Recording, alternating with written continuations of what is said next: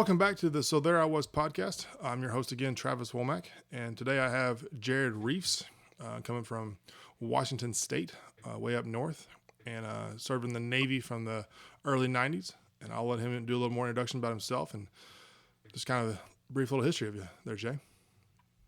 How you doing, Travis? Man, it's good to meet you, brother. Yeah, you too. So my name's Jay Reafs. I served in the United States Navy from 91 to 96.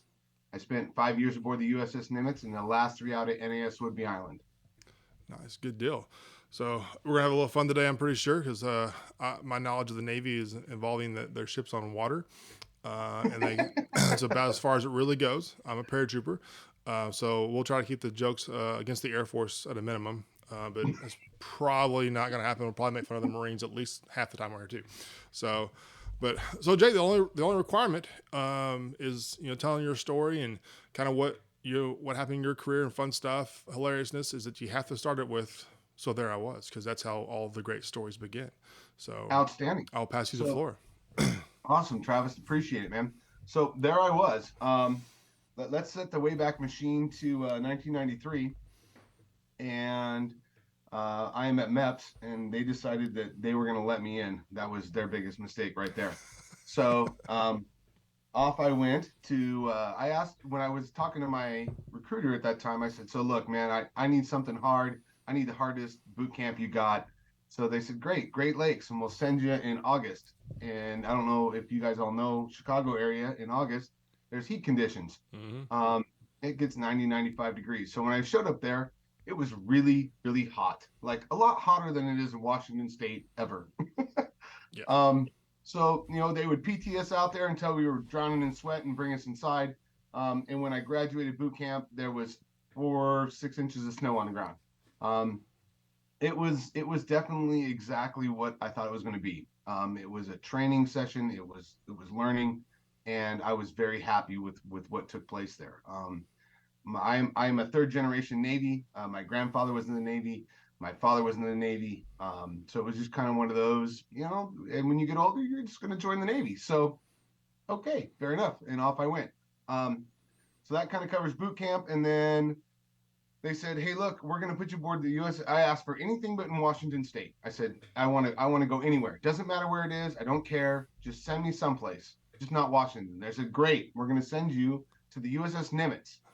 It's our flag aircraft carrier. I said, perfect. Where's it at? They said, Bremerton. I said, perfect. That sounds awesome. Where's Bremerton? They said, in Washington State. I'm like, where the hell is that? I didn't even know Bremerton was the place. So geography, it's overrated. So right. Come to find out that it is pretty much the armpit of Washington State. That was the overarching, you got Gorst and some other areas out there. But hopped on the carrier. I mean, my first time seeing an aircraft carrier, that was a sight, my brother. It displaces 960,000 tons of water, and it holds 5,300 people when you got full aircraft carrier and all of your air wing aboard. It's a floating city, and so I got there, and it was exactly where I wanted to be. It was awesome. I was a ship rat. I took people's duties so I could stay aboard the ship. It was awesome. I absolutely loved it. So our first deployment was to the Persian Gulf. We hit Hong Kong, Singapore, Dubai, Thailand, Perth, nice. Australia. Where else did we stop? A couple other places along the way. Obviously Hawaii. But the majority of the time was at sea, man. And we're out there and we're launching aircraft and recovering. And I started off in D1 division, which is your flight deck, right? Your black shoe, chalking and chaining aircraft. I rapidly come to find out that I really enjoyed watching the guys do their. So crash and salvage was how do you put it? They were the elite on the flight deck. You had to have everybody like you. You had to have all your ducks in a row. You had to be an outstanding sailor for even anyone in crash and salvage to take a look at you, because only the elite got put in there. So Petty Officer Gilly was the first class at that time that was running the crash crew. and I got to be friends with him. And the reason I got to be friends with him is because day one on the aircraft carrier, as we had aircraft coming in, I decided to poke my head over the flight line. There's a line on the aircraft carrier that says, "Do not pass this line." Right. This line is, "Do not go into the landing area." So I'm walking around the helos. I'm just going to walk over this line so I can see as the aircraft are coming in, and I get tackled to the ground by Petty Officer Gilly. Right. So the air boss does a wave off. The aircraft goes around, and he wants to see and know who the hell just caused that to happen. I had to talk to the air boss day one. Right. And I got to talk to Petty Officer Gilly my entire time up there, and I was pleading my case at that point of, hey, look, I am Johnny on it. I'm your guy. You're lucky I found my shoes today. Right. Just got here. He was not having any of that. As a matter of fact, he's like, "You are a greenhorn, and I don't want anything to do with you." But I got to know a couple other guys that were in crash and salvage. Spalding was one of them. Goodfellow was another. These were old. So I got in at the tail end of the good old boy Navy, beginning of the Don't Ask, Don't Tell. Right. So all of us new guys that came in, all the old school guys looked at us like we were weird. Yeah. Right. Exactly. It was one of those kind of awkward, but I kind of fit in with the old guys because my dad was born in 1932. So I kind of grew up in a household that was indicative of that time frame. Yeah. So I got to be friends with the good old boys. They played jokes on you like, "Hey, look, I need you to go find an overhead buffer or an AB punch," or all those wonderful I things. love those. Those are the best there are. The Army's like, go get a exhaust bag, or exhaust measurement. And it's like, oh my gosh, it's so great. Go get the keys to an area that doesn't have a fence. Right. Exactly. So off you went to go do those silly things, and then you come back and you're like, "Yeah, okay, got me, ha ha ha." But I got a chance to impress a couple people in there, and they decided to take a chance on me, which was awesome. And they put me in crash and salvage, and it was just meant to be. I got in there as a junior hot suitman on the back of a P-16, and I loved it. It was one of those suit me up, get me out there. I enjoyed every minute of it. I'm one of those kind of kinetic learners that had ADHD and a whole bunch of other undiagnosed shit that, from the 70s that nobody really knew about. So I fit right in and worked my way up from being a junior hot suitman to a lead hot suitman to the lead of the P-16 crew to running crash and salvage as the assistant leading petty officer. And when our LPO disappeared, because he decided he was going to take a billet somewhere else, they looked at me and went, "Okay, Petty Officer Reafs, you're now just going to be the LPO for crash and salvage temporarily until we find another first class." Because I had made my way from third class to second class, and that was just the life, man. It was I absolutely loved it. So we had two crews. Is that E5 or E6? Sorry. Huh? E5 is that E5 or E6 for y'all? E5. Right. Yeah. All right.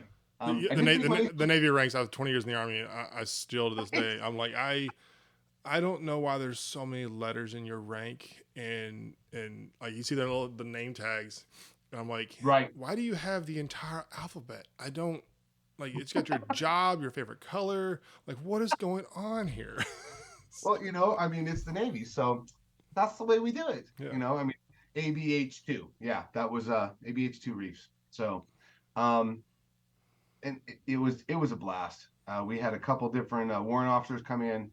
WO2 Phillips was my favorite warrant officer. He was an amazing guy. He was from Alabama, and he was 6'5" and about 230 pounds.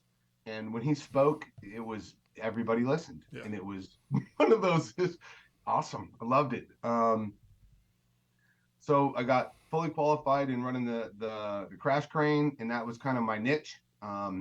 So we kind of operated under that pretense. Off to the Persian Gulf we went. We only had a couple incidents while we were out there. We had one aircraft come in, smacked the round down. It was an F-18. His AOA probe was broken, so when he came in, he was way too low, and LSO didn't wave him off. So he slammed into the round down. and slid into the resting wires. And when he hit the aircraft carrier, it knocked him unconscious. So his hand was on the throttle and threw it into afterburner. So he slides into the arresting gear. So here's an F-18 Hornet in the arresting gear, which caught the wire one, but it slid about a quarter of the way down the deck. Full throttle. In full afterburner. So we rush out there, we get our hoses all set up. We're dumping two 2.5-inch hoses and two 1.5-inch hoses into one intake exhaust and one into one intake, and it's just popping out the back of it, just pop, pop, pop, pop, pop, pop, pop, pop, pop. It's not even going out.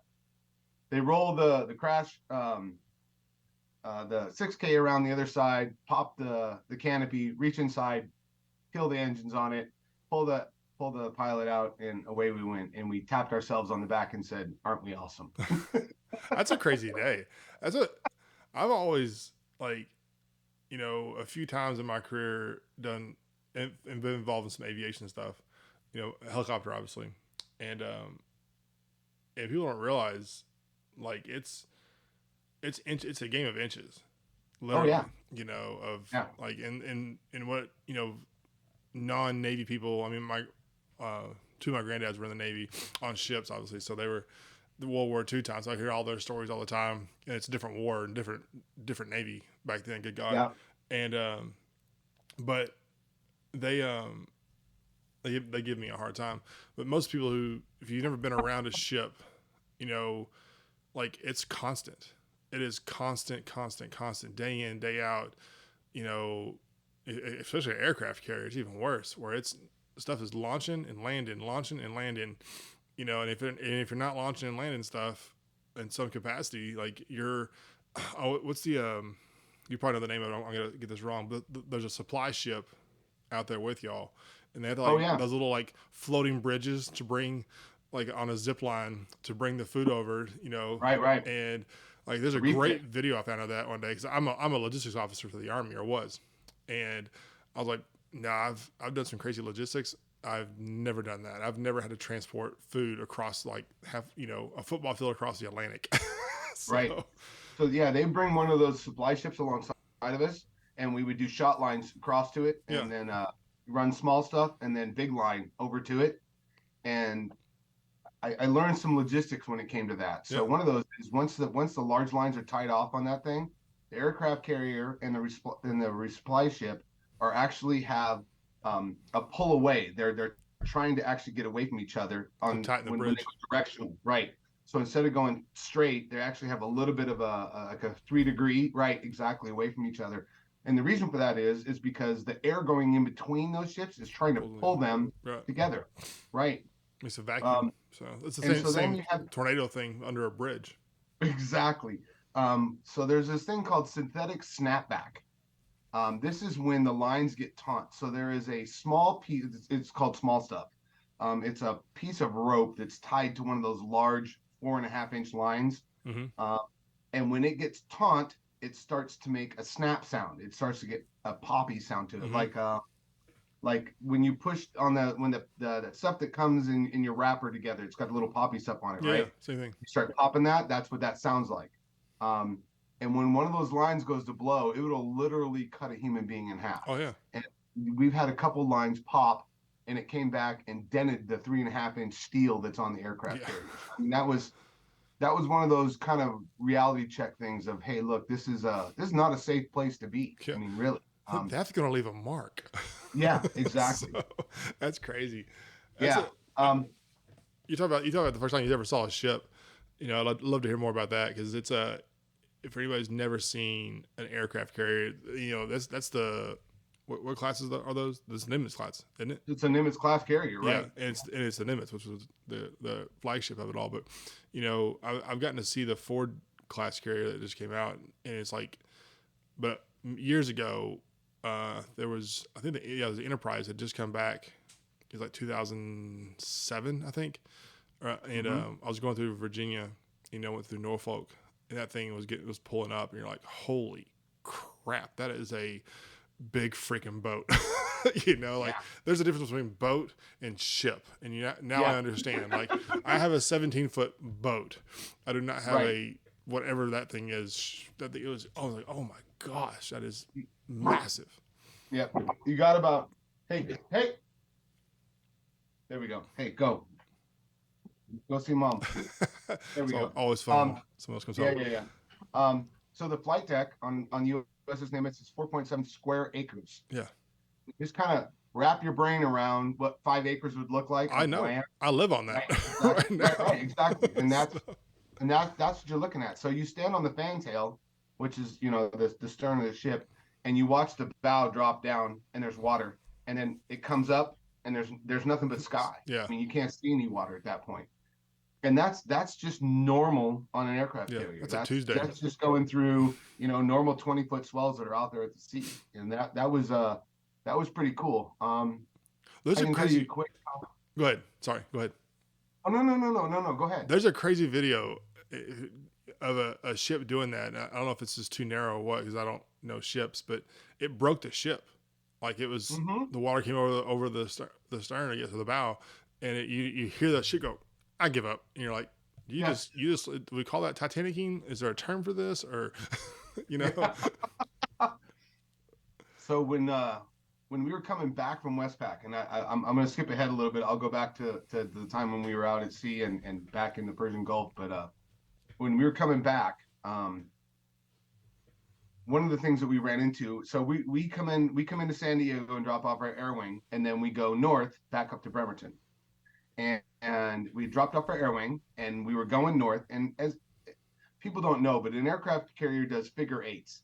It doesn't go straight. Right. It goes up and then turns and comes back down and comes back up. And that's just how the aircraft carrier makes its way back north. There's no straight line when it comes to how it navigates.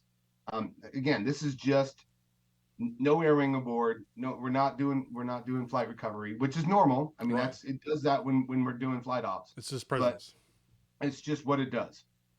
So we are taking off and we're headed back north, and there's a large storm coming in, and it's going to come in and hit the coast of California. So we're trying to outrun it. So we're not doing our figure eights, and we're going north pretty fast. Most people probably know that an aircraft carrier has 4 screws underneath it.